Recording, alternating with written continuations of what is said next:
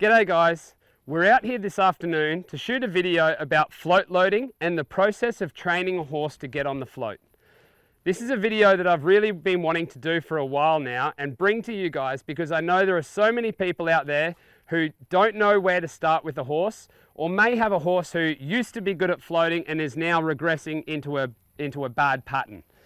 So there's an analogy that I like to use when I'm talking about float training and float retraining, is the idea of wearing many different hats. So sometimes you might have to pick up the hat of a vet. If your horse gets injured, you might have to study up and learn about it and learn how to dress your wounds on the horse. The second hat you may pick up is that of a dietitian. If you want to know more about your horse's gut health, what to feed them, all those sorts of things. You might pick up the hat of a personal trainer when you're under saddle with your horse, learning about how your horse moves, the biomechanics of the horse, and what are some good exercises for the horse to do under saddle. Lastly, the hat that you might pick up is in liberty training, and that's something like a hat of a parent and a child, or a teacher and a student. We're trying to get the horse to grow mentally, to mature and to think things through. The hat that I'm picking up here in the float training is really important also. The hat that I'm picking up here is the hat of a psychologist.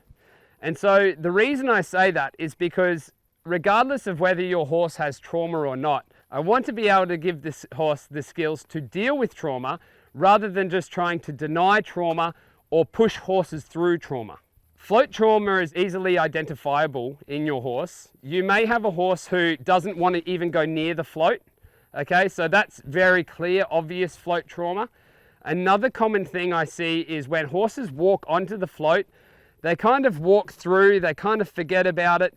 Then when they're on the float, all of a sudden the trauma kicks in and all they want to do is get themselves off. So that's where they start to pull back and they start to really just bust through their way to get themselves out of the float. So that's a little bit more common. Another form of trauma may look like the horse freezing up. So that's where you're adding pressure to the horse to try and get him to move forward, and they're ignoring you. They're going into a state of protection and freeze, where they're just trying to think, if I ignore this person, maybe they won't make me go on the float. So float trauma can present itself in lots of different ways, depending on the horse and how the horse has been traumatized. A horse who has zero trauma, similar to what I'll show you in here with Pedro, will happily walk onto the float with zero hesitation, stand there quietly and happily back off.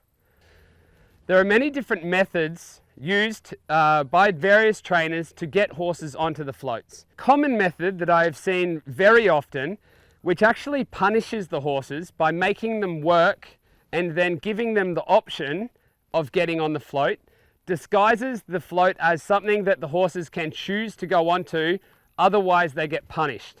So I don't do any lunging before I get on the float. All I tried to do is re-educate my horse into the behavior that I would like. The common problem that occurs with float loading is that most people have the idea that when the horse is off the float, so let's call that point A, and their end goal is to get the horse onto the float, and let's call that point B. And so what most people do is they think, once I can get you from here off the float to there on the float, then I'll release the pressure. And often that's too much of a big jump for a horse to go through. And so what you might end up with horses who may go on unwillingly, and if you can't close them in quick enough, they just want to get back to safety, which is point A. And so that's when you start to create horses who will rush off the float. So instead, my method breaks the process down. Instead of having point A, which is off, and point B, which is on, I now have point A, which is off, and point Z, which is on. I teach my horse the process of going through all the steps of the alphabet to get the horse onto the float and safely to point Z. I teach him to process as he walks through each step. I teach him that at each step of the way, there's a time and a moment where I will let him regulate. And this is where we often get really good horsemen and really knowledgeable horsemen start to say things like, when you get a horse on the float, you want the horse to start thinking it's his idea to get on the float. And that's what I'm showing you today. As picking up the hat of a psychologist, getting my horse to want to go on the float is I'm showing him that the next step is easy to take.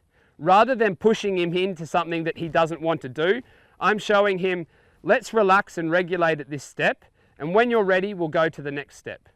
So the reason and the analogy that I use of the psychologist with a patient, the reason I use that is I explain, it's like if you were to walk into a psychologist's room and the psychologist says, tell me about all your childhood trauma right now.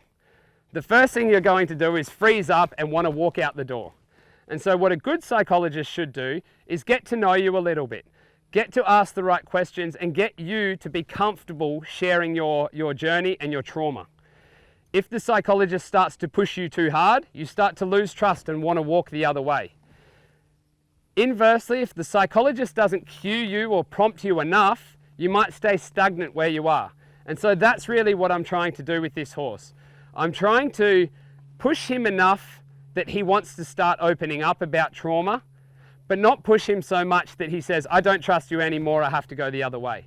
So it's all about giving him time and moments to have really good relaxation and learn how to self-regulate before he wants to move forward. You'll see in a minute when I'm going through the process, is I allow the horse to stop and I acknowledge that the horse is giving me a good amount of effort, and I actually will back the horse off before he even gets on the float completely. So that is one of the biggest tips and tricks I can tell you, is that don't have the end goal of float loading to get the horse onto the float. Have the end goal of float loading to progress in the process of getting the horse on the float calmly and quietly. Those are the really important things. I don't want my horse rushing onto the float, because then he's not doing it calmly and quietly, and all he's going to be thinking about is rushing back off. I want my horse wanting to get on the float calmly, quietly, and in his own time. With my prompting, I should be able to ask the horse forward, and in time, like Pedro can do, he should just follow you straight on, tie up, and you can walk straight off. So this is where you'll start drawing commonalities between the float loading and marker training. Marker training provides a safe place in the environment for the horse to learn how to down-regulate themselves. The same way as we train marker training, we strip it back and take the horse through the steps.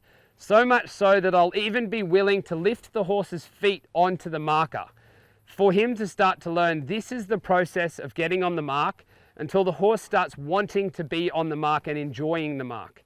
This is the same concept of the float. I want to take my horse through the process of loading on the float, so much so and practice it that the horse wants to be on the float. He wants to get on because he understands there's a really nice release of pressure and a safe place within the float. Just keep in mind how completely absurd it is that we ask such primal animals to get on a big metal box with wheels behind our car and then we start moving. It is really such a big ask. And what I want you to think about is whether you're training your horse to walk on calmly to the float or what I like to refer as kidnapping your horse. If you're kidnapping your horse, you're getting him on there stressful, you're trying to close him in, you're closing up the gate, and then you're also taking that stress with you on your journey as you drive.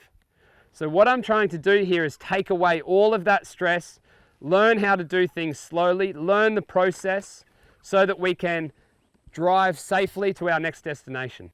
So what I want to do is show you the process here on lead, and in time my horse will be good enough that I can then take him off lead and let him load in liberty.